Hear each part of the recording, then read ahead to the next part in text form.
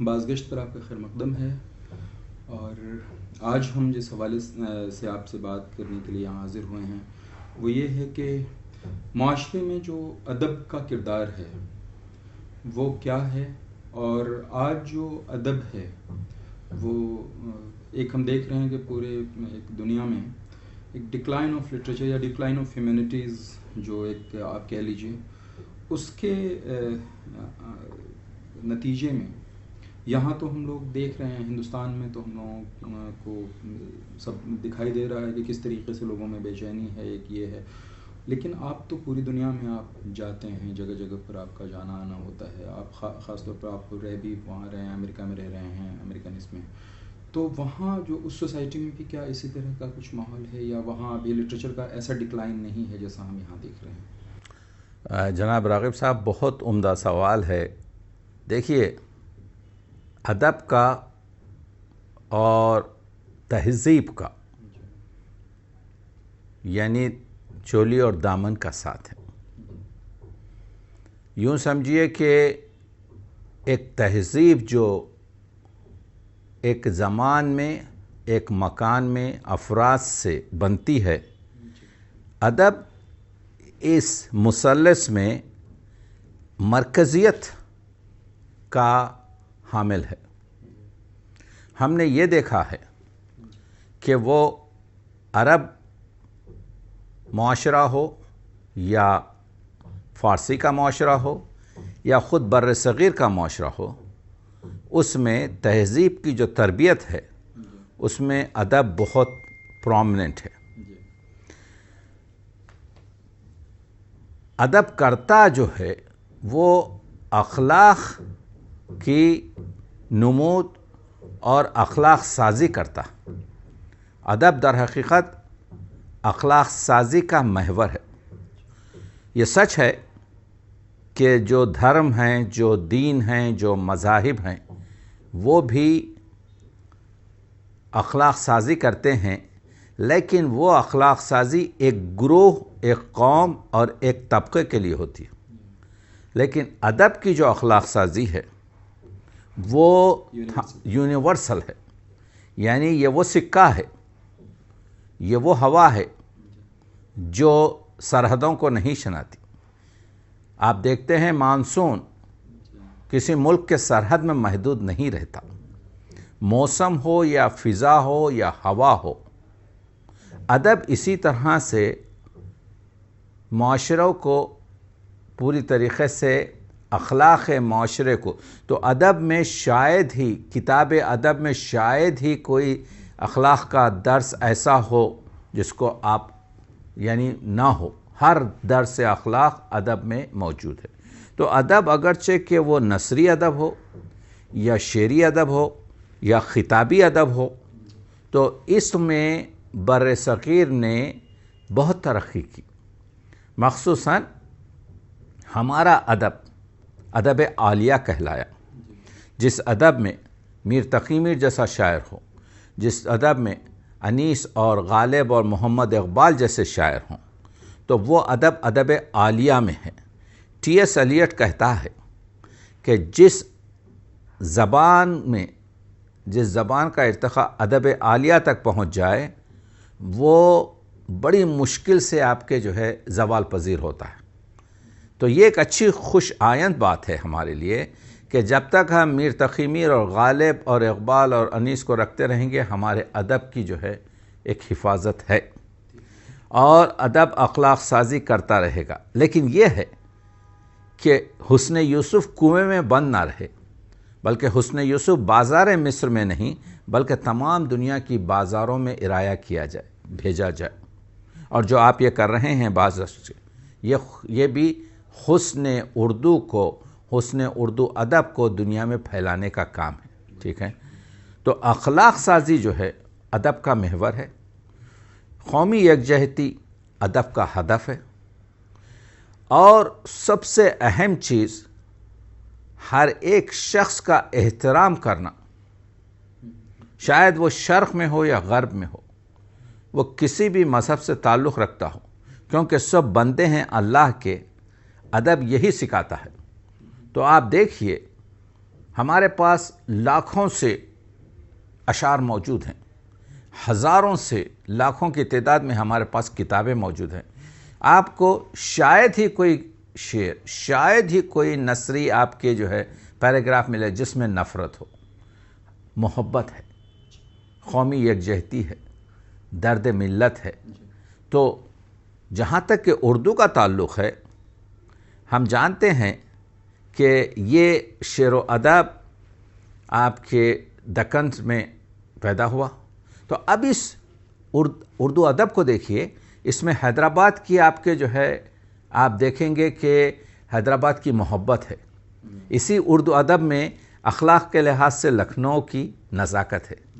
اسی اردو ادب میں آگرے کی سجاوٹ ہے، جس میں غالب جیسا شاعر، میر تقی میر جیسا شاعر آپ کے پیدا ہو، خسرو جیسا شاعر پیدا ہوا. اسی ادب میں دہلی کی ثقافت شامل ہے. اسی ادب میں الہ آباد کی آپ کے جو ہے اس میں آپ نفاست شامل ہے. اسی میں آپ کے کشمیر کی لطافت شامل ہے. تو ایک گلدستہ ہے ادب، جس میں مختلف مقاموں کے لوگوں کی رنگ اور خوشبو ہے. یہ ادب ہمارا جو بر صغیر کا ادب ہے، یہ ایک ایسا گھنا آپ کے سایہ دار درخت ہے کہ جس کا سایہ سرحد کے دونوں جانب ہے. آپ سرحد میں اس کو محسوس یا مقید نہیں کر سکتے. تو ادب کی جو کیفیات ہیں وہ وقت کے ساتھ بدلتے رہتی ہیں. آپ کا سوال بالکل بجا ہے. وہ ادب جو 18ویں صدی میں تھا وہ 19ویں صدی میں نہیں رہا. جو 19ویں صدی میں تھا، جو معراج تھا ادب کا، وہ 20ویں صدی میں نہیں رہا. اب 21ویں صدی جو ہے یہ دور حاضر جو ہے گلوبل ویلیج ہو گیا ہے. یعنی دنیا سکڑ گئی ہے ترقی کی وجہ سے، اور بہت سی بولیاں ختم ہو رہی ہیں. اور اس کا فائدہ یہ ہے کہ اگر بولیاں ختم ہو رہی ہیں تو زبانیں، لیکن اردو زبان یونیسکو کے لحاظ سے آپ کے دنیا کی 7ویں بڑی زبان ہے. یعنی اس وقت 500 ملین افراد اردو سمجھ سکتے ہیں. اگر میں کہوں مجھے پانی دو تو مجھے 700 ملین افراد پانی دیں گے. لیکن اگر میں لکھ کر دوں نستعلیق میں تو بہت کم لوگ دیں گے. تو معلوم یہ ہوا کہ اردو زبان آج کی کانوں کی زبان بن گئی ہے، آنکھوں کی زبان نہیں رہی. اس کا رسم الخط نہیں رہا. تو ادب عالیہ اس وقت برقرار رہے گا جب کہ یہ جڑی رہے آپ کے اپنے رسم الخط سے. یعنی اردو کی آن بان پہچان، اس کی جو جان ہے وہ رسم الخط ہے. رسم الخط اردو کی خمیس نہیں ہے کہ نہا کر آپ پھینک دیں، بلکہ رسم الخط اردو کے جسم پر اس کی چمڑی ہے. چمڑی اگر نوچ دیں تو وہ انسان زندہ نہیں رہتا، شناخت ختم ہو جاتی ہے. تو ادب محبت کی داستان ہے، ادب اخلاق کی کتاب ہے، ادب معاشرے کا درد ہے. لیکن ادب سے جو بے ادبی آپ دیکھ رہے ہیں آج کل، اس کی وجہ یہ ہے میر صاحب زمانہ نازک ہے، دونوں ہاتھوں سے تھامیے دستار. میر تقی میر نے جو یہ کہہ دیا تھا وہ اس وجہ سے کہ اس وقت بہت سے لوگ ادب میں داخل ہوئے ہیں جن کے خیالات اور ایجنڈا دوسرا ہے. اگر ادب برائے ادب ہو یا ادب کا ہدف برائے زندگی ہو تو بہت اچھا ہے. دونوں چیزیں ہمارے لیے بہت ہیں. کلاسیکل اس میں لوگ کہتے ہیں ادب برائے ادب ہو، دوسرے کہتے ہیں ادب کا ہدف مقصد ہو.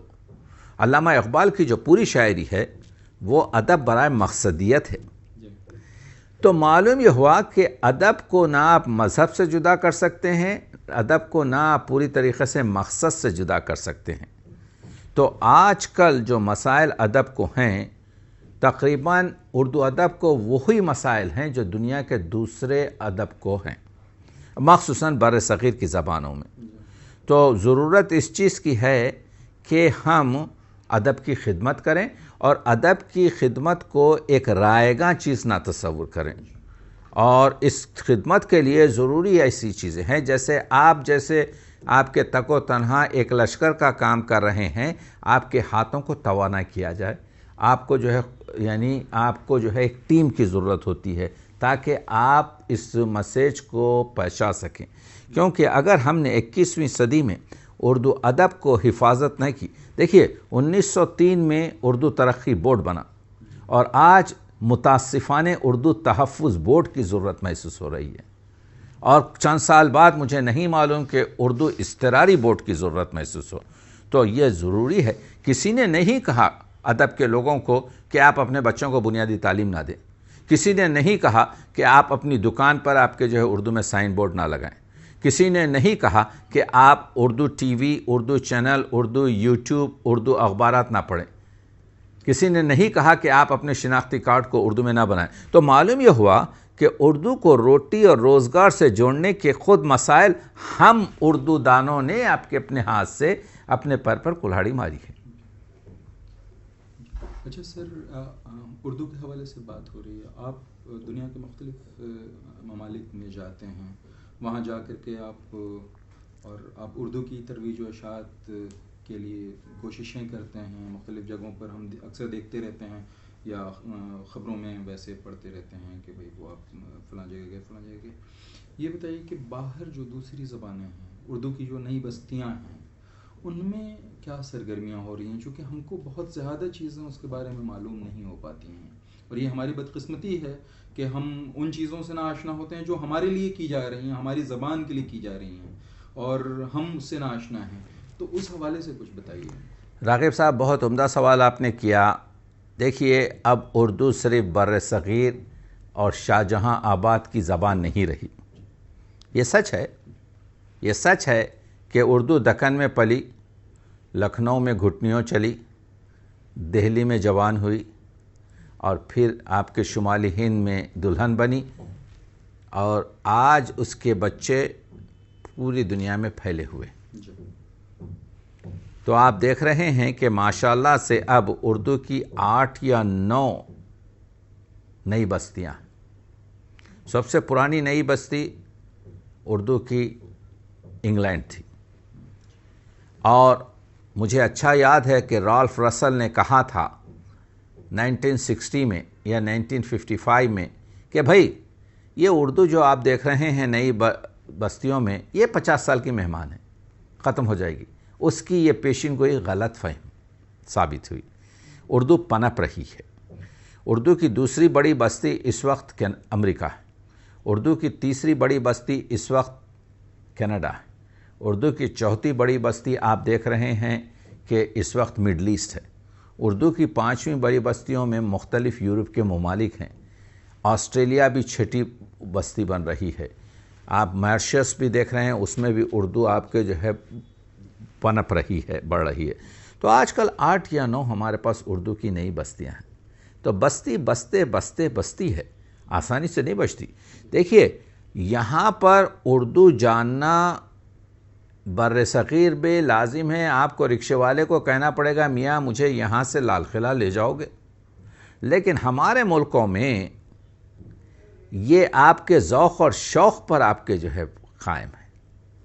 یعنی آپ بغیر ایک لفظ اردو کا جانے ہوئے پوری طریقے سے زندگی کر سکتے ہیں. یہاں مجبور ہیں آپ اردو بات کرنے کے لیے، کیونکہ آپ کو سودا خریدنا ہے، آپ کو سواری حاصل کرنا ہے. تو معلوم یہ ہوا کہ اردو کی نئی بستیوں میں اردو قائم ہے ذوق اور شوق کی بنا پر. تو ذوق اور شوق کی بنا پر ہے، تو اگر ہم اس کو اپنی نئی نسل تک نہ ردا سکیں، یعنی میرے بچے اور میرے بچوں کے بچے اگر اردو نہ پڑھ سکیں، یا اردو میں بات نہ کر سکیں، یا اردو کی کتابوں کا مطالعہ نہ کر سکیں. آج کل ٹھیک ہے، وہ میلادوں میں جاتے ہیں، وہ مسجدوں کے خطبوں سے فائدہ اٹھاتے ہیں، وہ آپ کے مجالس اعزاء میں آپ کے جو ہے شرکت کرتے ہیں، وہ ہندی آپ کے کیا کہتے ہیں پروگرامز دیکھتے ہیں، یا وہ بر صغیر کے فلم سنتے ہیں، گانے سنتے ہیں. تو اس لحاظ سے کچھ تو شد بد آ جاتی ہے. لیکن کیا ان کے بچے بھی اسی طریقے سے آپ کے آگے بڑھیں گے؟ یہ ایک بڑا سوال ہے. اب اس وقت ہماری اردو کی بستی جس سے میرا تعلق ہے، کینیڈا دیکھ لیجئے، اس میں کم از کم آپ کے جو ہے 15-20 سے زیادہ تو ہفتہ واری اردو کے اخبار ہیں. اس میں کم از کم 15 یا 20 تو آپ کے جو ہے اردو کے ٹی وی پروگرام ہیں. اس میں آپ کے جو ہے کچھ نہیں تو سال میں آپ کے 60 سے 100 تک کینیڈا میں مشاعرے یا اس سے زیادہ ہوتے ہیں. اس میں مختلف لائبریریوں میں، خود میری لائبریری میں 15,000 سے زیادہ کتابیں، 1500 سے زیادہ مخطوطات ہیں. اسی طریقے سے دوسری لائبریری ہے بیدار بخت کی، یا خود گورنمنٹ کی لائبریریاں ہیں جس میں ہزاروں سے کتابیں ہیں. خود کانگریس لائبریری جو ہے آپ کے واشنگٹن میں، اس میں ایک بہت بڑی تعداد ہے. تو کہنے کا مطلب یہ ہے، اور 5 یا 6 یونیورسٹیز میں اردو کے پروگرام ہیں. خود ٹیکساس میں جو ایشین اسٹڈیز سرکل ہے، اس میں ہمارے پروفیسر اکبر حیدر جو ہیں، وہ اسی ایشین اسٹڈیز میں ہندی اور اردو کو پڑھا رہے ہیں. تو معلوم یہ ہوا کہ اردو کی نئی بستیوں میں ذوق اور شوق کی بنا پر بہت زیادہ قدرت، اور ان کو آپ کے یوں سمجھیے کہ بڑی یعنی محبت ہے اور بڑی مثبت کام کر رہے ہیں. تو اردو کی نئی بستیوں میں میں خوش آئن ہوں کہ انشاءاللہ وقت کے ساتھ اس میں اور ترقی ہوگی، لیکن ہم کو کام زیادہ کرنا پڑے گا. یہ کہ ہم اپنے بچوں کو تعلیم دیں. بنیادی تعلیم بہت ضروری ہے اردو کی. اردو کو روٹی روزگار سے جوڑنا بہت ضروری ہے. اردو کو جدید ٹیکنالوجی سے جوڑنا بہت ضروری ہے. اردو کے املا کے مسائل اس کو آسان کرنا بہت ضروری ہے. اردو میں ریڈرشپ نہیں ہے. کتابیں آپ شائع کرتے ہیں، کوئی خریدتا نہیں. اردو میں ریڈرشپ کو آپ کے جو ہے پیدا کرنا بہت ضروری ہے. اور اردو کی نئی بستیوں کو اگر زندہ رہنا ہے تو لازمی ہے کہ اردو کا گہوارہ، وہ دہلی ہو یا کراچی ہو یا لاہور ہو یا لکھنؤ یا الہ آباد یا حیدرآباد ہو، اس سے ارتباطی پل بنانا ضروری ہے، تاکہ وہاں کی جو شوق اور ذوق کی توانائی ہے، یہاں کے تجربے اور ایکیڈمک اسٹینڈرڈ سے ایک آپ کے جو ہے اس میں رونق آ سکے. تو یہ کام ہے کہ دونوں طرف سے ہوگا. یہ برج ہے، یہ ایک پل ہے کہ اس کے دونوں طرف سے اس کی جو ہے وہ رہے گی مرکز. سر، یہ جو تمام چیزیں آپ نے کہیں، یہ تقریباً 7 یا 8 بستیاں آپ نے اردو کی نہیں بتائیں، ان میں آپ تو ہمیشہ انکساری سے کام لیتے ہیں، آپ بہت زیادہ کچھ اپنے بارے میں نہیں بتاتے. ان میں تقی آبدی کہاں ہے؟ دیکھیے، میں آپ کے ادب کا طالب علم، میں کہتا ہوں کہ میں صحت کا طبیب، ادب کا مریض اور اردو کا وکیل ہوں. میں 1965 سے، جب میں 12-13 سال کا تھا، تو مجھے شوق ہوا کہ اردو کی کتابوں کا مطالعہ شروع کریں. اور مجھے اچھا یاد ہے کہ 68 سے میں نے چھوٹے چھوٹے آرٹیکل حیدرآباد دکن میں، ویسے تو میں پیدا دہلی میں ہوا ہوں، 4 سال کی عمر میں حیدرآباد گیا ہوں، اس وجہ سے میرا لہجہ حیدرآبادی ہے، میں اپنے آپ کو حیدرآبادی کہتا ہوں، لیکن میری ناف گڑی ہے یہیں آپ کے جو ہے دلی میں. تو وہ حیدرآباد میں 68 سے میں نے چھوٹے چھوٹے آرٹیکل سیاست دکن میں لکھنے شروع کیے. لیکن پھر میں نے آپ کے پوری طریقے سے مطالعہ کیا، لاکھوں صفحات کا مطالعہ. اس کے علاوہ فارسی سے بھی میری رغبت زیادہ ہوئی. فارسی کو میں نے ادبی طور پر پڑھا، ٹھیک ہے. اور میری پہلی کتاب 1980 میں آپ کے شائع ہوئی. اور آج میں 60 سے اوپر کتابوں کو آپ کے میں لکھ چکا ہوں. اس میں تالیفات ہیں، اس میں تصنیفات ہیں، اس میں اور وہ غالب ہو کہ اقبال ہو کہ انیس ہو کہ دبیر ہو کہ انشا ہو کہ تعشق ہو کہ داغ ہو کہ حالی ہو، میں نے فیض ہو، ان تمام پر میں نے دن رات کام کیا ہے. تو مختلف شعراء پر کام کرنے کے لیے آپ کو پہلے وسیع مطالعے اور محنت کی ضرورت ہوتی ہے، جو میں نے دنوں رات اور شبانہ روز کام کیا ہے. تو اللہ کا فضل ہے کہ اب ہماری آپ کی گفتگو معتبر ہے، کیونکہ میں مستند حوالوں سے بات کرتا ہوں. جہاں تک تقی آبدی کا تعلق ہے، وہ کیونکہ مغرب کا تحصیل کردہ ہوں اور میڈیسن سے جڑا ہوں، تو میری تحقیق میں یہ ہے کہ میں حوالے ضرور دیتا ہوں کہ کہاں سے میں میٹیریل لیا ہوں، جو مشرق میں عام طور سے کم ہوتا ہے. اس کے علاوہ یہ ہے کہ میں اپنا اندیا پیش کرتا ہوں. ایسا نہیں کہ پڑھنے والے کو 6 صفحے 8 صفحے آپ کے جو ہے میں پڑھا دوں اور کوئی نتیجہ نہ رہے. وہ نتیجہ کسی طرح سے ہو، تیسرے یہ ہے کہ اردو کے جو مسائل ہیں جو گلوبل ولیج میں، اور اس کو میں جوڑتا ہوں کہ جیسے جدید ٹیکنالوجی سے کیسا جوڑا جائے. ہم یہ کہتے ہیں کہ بھائی رومن میں بچے انٹرنیٹ نہ لکھیں، تو آپ کو چاہیے کہ سافٹ ویئر میں دیں. اس زمانے سے میں نے شروع کیا ہے، اب اللہ کے فضل سے سافٹ ویئر ہے. اسی طریقے سے اگر ہم خط و کتابت کرنے چلیں، اگر ہم فرض کیجئے کہ اپنے بچوں کو 1 گھنٹہ 2 گھنٹے تعلیم دیتے رہیں، تو انشاءاللہ ہمارا مسئلہ حل ہو جائے گا. آپ کے ایسی کوئی مسئلہ نہیں ہے. تو میں دن رات کام کرتا ہوں، اگرچہ کہ میں فزیشین ہوں، لیکن میں اپنے مغربی تجربے کو اردو کے لٹریری تجربے سے ملا کر ایک خوبصورت آپ کے نتیجہ نکالتا ہوں، جس کی وجہ سے مجھے لوگ پسند کرتے ہیں، کیونکہ اس صفحات پر وہ میری صداقت اور وہ میرے حوالے دیکھتے ہیں. اور میں اپنی حق گفتاری سے کبھی باز نہیں آتا، اگرچہ کہ وہ اپنے میرے خاندان کے خلاف ہی ہو یا میرے کسی دوست کے خلاف ہو، میں حق گفتاری کرتا ہوں. اور اس کی وجہ سے مجھے وہ سیاست نہیں آتی جو عام طور سے بعض وقت کرتے ہیں لوگ، کہ ہاں تو آپ دیکھتے ہیں بعض وقت میرا لہجہ تلخ ہو جاتا ہے. تلخ اس وجہ سے ہو جاتا ہے کہ وہ ضرورت ہے اس چیز کی یاد دلانے کی. میں ہمیشہ یہ کہتا ہوں کہ ادب پر آپ کے جو ہے یہ جو لوگ پرانا کام کر چکے ہیں ابھی بھی یہ اجارہ داری کرے ہوئے ہیں، میں کہتا ہوں نوجوانوں کو آگے بڑھائیں. میں چاہتا ہوں نوجوانوں کی آپ کے جو ہے ہمت افزائی ہو.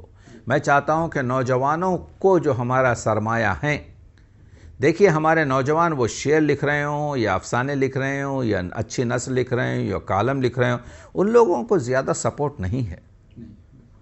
ان لوگوں کو آپ کے ایک جب وہ آتا ہے پڑھنے کے لیے تو اس مشکل سے اس کو سنا جاتا ہے جیسا کہ ایک بار ہے.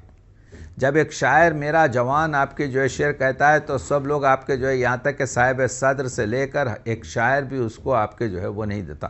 تو یہ ایک ظلم ہے اردو کے ساتھ، اور میں اس کا آپ کے جو ہے بہت شدت سے ان کو جواب دیتا ہوں. اگر اردو کی ہم چاہتے ہیں کہ ترقی ہو تو اردو کی آبیاری بھی ہو. یہ خشک زمین میں آپ کے جو ہے نم آئے، اس کو آپ جو ہیں کوشش کیجئے. اگر آپ ایک مبتدی شاعر ہے، فرض کیجئے کہ شعر جو ہے پوری طریقے سے صحیح نہیں پڑھ رہا ہے، آپ اس کی مدد کریں. اور آپ دیکھیں گے کہ بچہ پیدا ہوتے ہی بھاگتا نہیں، بچہ پیدا ہوتے ہی آپ کے جو ہے رینگتا نہیں، وقت لگتا ہے، گرتا ہے، سنبھلتا ہے. یہ آپ کے قدرت نے ایک ہمارے لیے آپ کے جو ہے ایک نشانہ بنایا ہے کہ اس طرح سے کام کرو. سر یہ جو خاص طور پر ہندوستان میں جو ہم لوگ رہ رہے ہیں، جو اردو کے لوگ ہیں، اور ان جگہوں پر جو لوگ رہ رہے ہیں جو نئی بستیوں میں رہ رہے ہیں، ان کے درمیان رابطے کا فقدان ہے. وہ جیسے میں یہاں پر بعض گشت چھوٹا سا ایک یوٹیوب چینل چلا رہا ہوں، مجھے نہیں پتہ ہے کہ وہاں پر میں کن لوگوں سے بات کر سکتا ہوں. حالانکہ اب بہت آسان ہو گیا ہے، میں ان سے کہوں کہ آپ کچھ ویڈیوز اپنے اشعار، اپنی غزلوں کی ویڈیو بنا کر کے، نظموں کی ویڈیو بنا کر کے، یا افسانے کی ویڈیو بنا کر کے، یا مضمون جو بھی کچھ لکھ رہے ہیں آپ ان کو بھیج دیجئے، اور پھر میں یہاں لوگوں کے ساتھ اس کو شیئر کروں، ہے نا. تو یہ چیزیں بہتر طور پر ہو سکیں، اس کے لیے ہم لوگ کیا کر سکتے ہیں؟ دیکھیے اصل میں مسئلہ یہ ہے کہ وہاں کے لوگ تیار ہیں.